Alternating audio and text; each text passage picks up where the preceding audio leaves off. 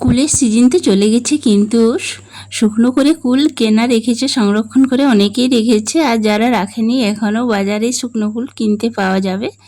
তো কিভাবে শুকনো কুলের চাটনি বানাচ্ছি সেই রেসিপিটাই আজ তোমাদের সাথে শেয়ার করছি।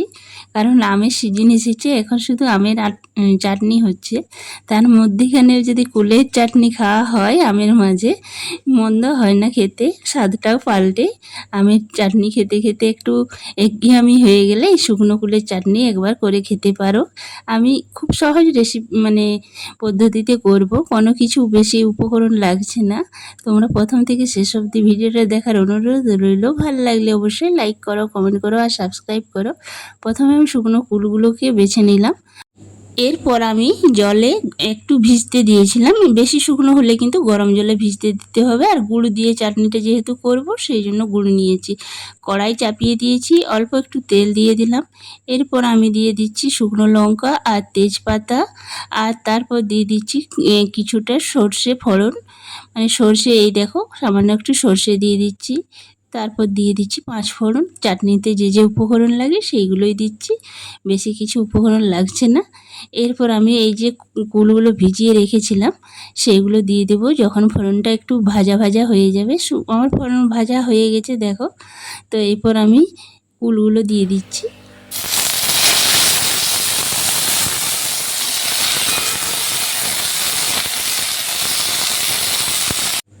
কুলগুলো দেওয়ার পর একটু নেড়েচেড়ে আমি সামান্য নুন দিয়ে দিচ্ছি। নুন না দিলে তো কোনো কিছুর স্বাদ হয় না, তো সামান্য একটু নুন দিয়ে দিলাম। আর সামান্য একটু হলুদ গুঁড়ো, বেশি হলুদ গুঁড়ো দিতে হবে না, তাহলে এতটা খেতে ভালো লাগে না। সামান্য নামে মাত্র হলুদ একটু দিয়ে দিলাম।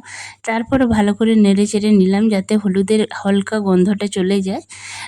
তারপর একটু জল দিয়ে দিলাম যাতে কুলগুলো একটু সেদ্ধ হয় সেই জন্য। তো আমি 2 মিনিটের মতন ঢাকা দিয়ে রেখে দেবো। বেশি টাইম লাগে না কুলের চাটনি বানাতে। তো তারপর আমি একটু ঢাকা দিয়ে, তারপর যখন দেখলাম সিদ্ধ হয়ে গেছে কুলগুলো, আমি দিয়ে দিচ্ছি গুড়। এই দেখো গুড় দিয়ে ভালো করে এবারে গলিয়ে নেব। গুড়টা যেহেতু বসে আছে শক্ত, সেই জন্য আমি গুড়টাকে একটু চামচ দিয়ে গুলিয়ে নিলাম। আর একটুকু মিষ্টি, একটুকু টক, একটু ঝাল করার জন্য সামান্য একটু লঙ্কার গুঁড়ো দিলাম। ঝাল ঝাল ভালো লাগবে চাটনিটা খেতে। মিষ্টি মিষ্টি টক টক সব কিছু নোনতা মিক্স হয়ে অপরূপ একটা চাটনি তৈরি হয়। এইভাবে একবার বাড়িতে অবশ্যই তোমরা বানিয়ে একবার হলেও খাবে, আর কমেন্ট করে জানাবে আমাদের শুকনো কুলের চাটনিটা কেমন লাগছে খেতে। অসাধারণ লাগে খেতে। আর গরম ভাতে বলো, রুটিতে বলো, সবেতে এই কুলের চাটনিটা খাওয়া যাবে। দেখো কত সুন্দর কালারটা এসে গেছে। যেহেতু কুলটা সেদ্ধ হয়ে গেছে সেই জন্য বেশিক্ষণ লাগলো না। গুড়টা একটু গলিয়ে নিয়ে ফুটিয়ে নিলেই হচ্ছে। দেখো কালারটা।